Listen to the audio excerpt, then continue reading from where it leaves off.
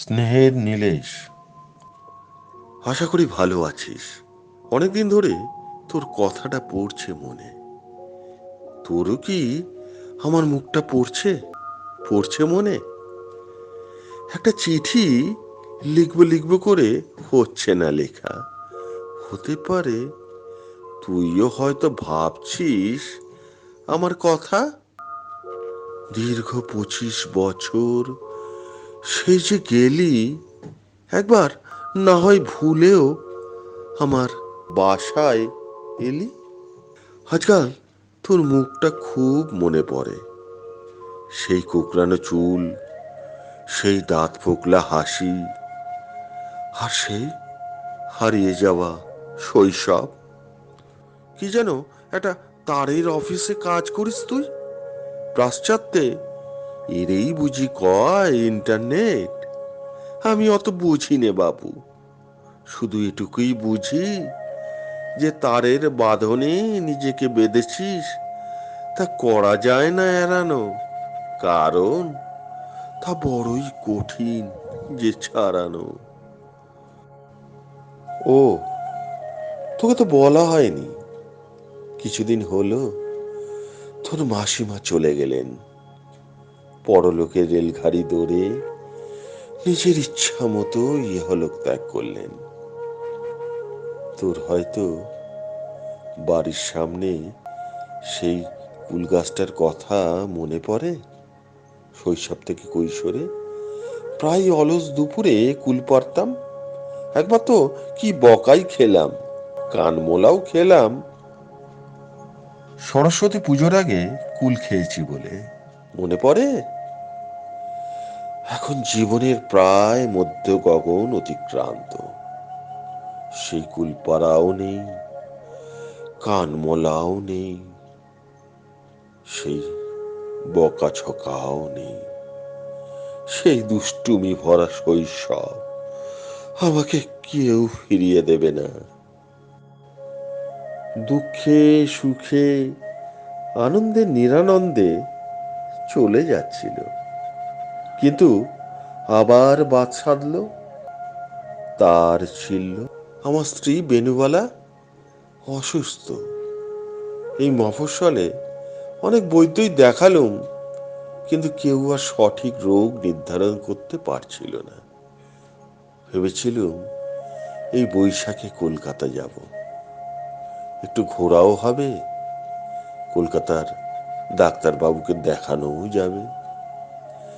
এখন আছি বলতে আমি, বেনু, আর বেনুর সাজানো বাগান, এই আমাদের সংসার।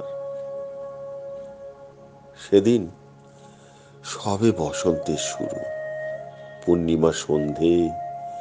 আর যেন চেনা বাতাসটা আপন চেনা ছন্দ ছেড়ে একটু জোরেই ছুটছিল। হয়তোবা ওদের জন্য কেউ প্রতীক্ষা করে আছে।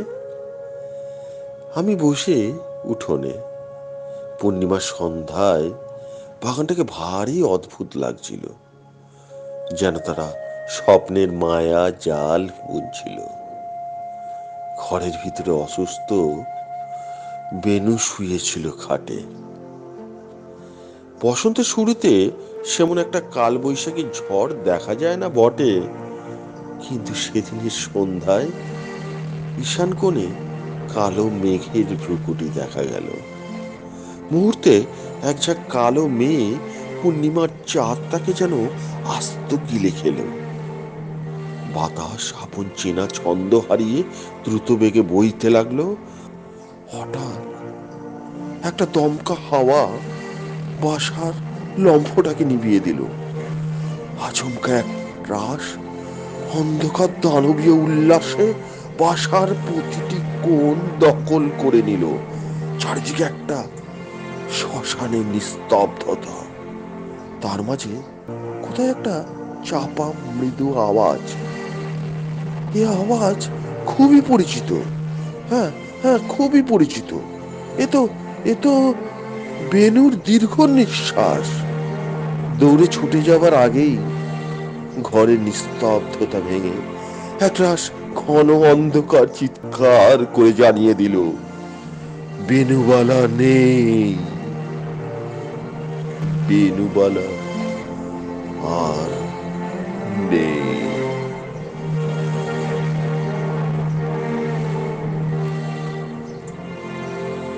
একরাশ ঠান্ডা হাওয়া আমায় স্পর্শ করে আমার নিঃসঙ্গতার সুযোগে যেন সন্ধি করে গেল।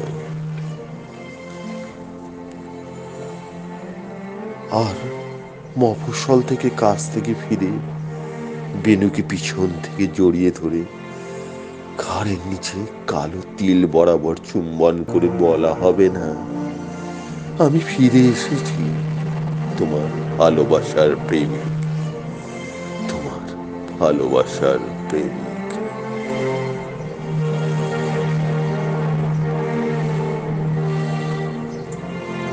আজও বসন্ত, পূর্ণিমা, মৃদুমন্দ বাতাস আপন ছন্দে বইছে। বেনু নিজের হাতে পোতা মাধবীলতার চারাটা শৈশব থেকে যৌবনে পা রেখেছে।